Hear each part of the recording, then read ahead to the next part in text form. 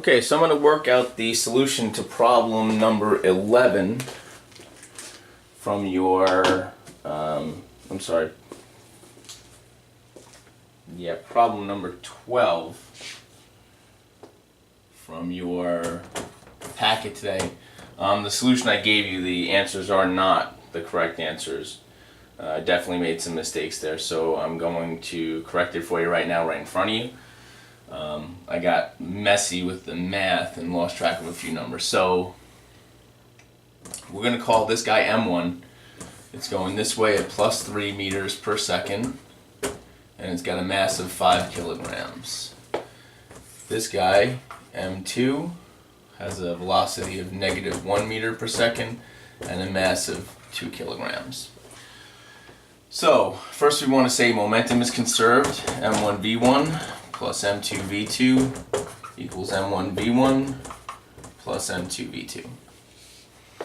So we get plus 15 plus negative 2 equals 5v1 plus v1 prime plus 2v2 prime.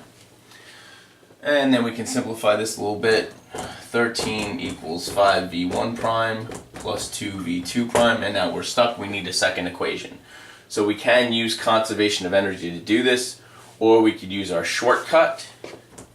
If we use our shortcut, we're just going to say v1 prime plus v2 prime, v1 plus v1 prime equals v2 plus v2 prime. If we use our shortcut, we got 3 plus v1 prime equals negative 1 plus v2 prime. So 4 plus v1 prime equals v2 prime. And now we can substitute this for v2 prime here.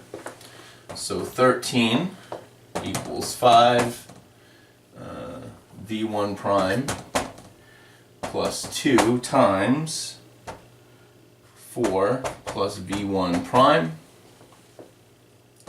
So 13 equals 5v1 prime plus 8 plus 2v1 prime. So 5 equals 7v1 prime. So v1 prime equals 5/7 or 0.71 meter per second. So this is your correct solution for v1 prime. The velocity of this guy after the collision is 0.71 positive. And since we can take this and substitute it in here, right, we can get that v2 prime is equal to 4 plus v1 prime, or 4.71 meters per second. Okay, so that's the solution using the shortcut. If we wanted to do it using conservation of energy, it'd be a bit more of a laborious process. So I'm going to go ahead and do that for you.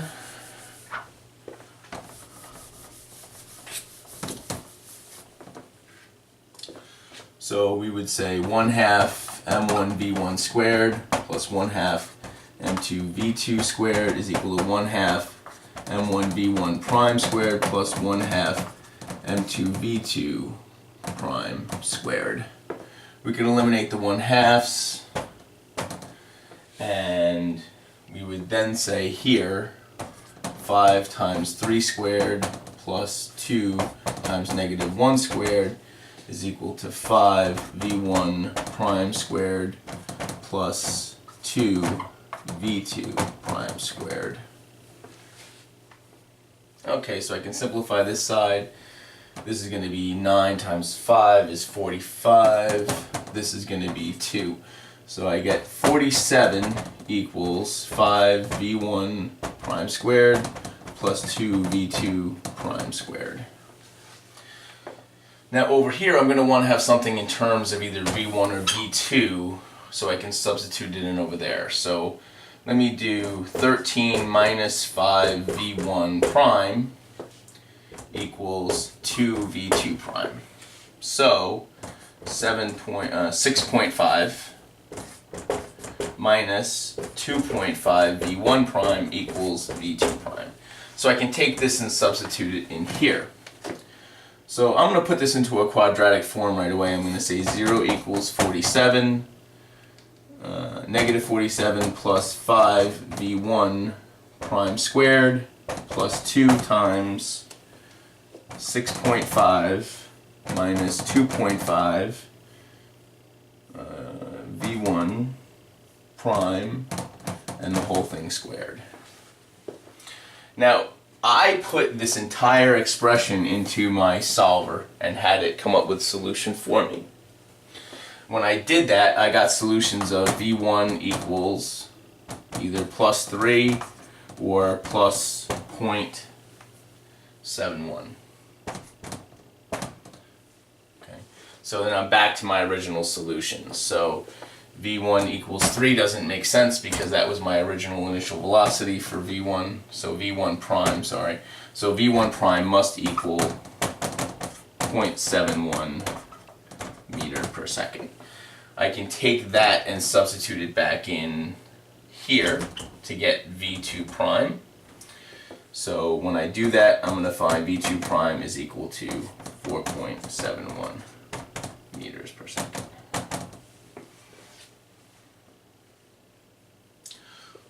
Okay, hopefully you found those solutions already, and I'm just confirming for you what you already found. But there you go, solution to problem number 12 from today's practice set.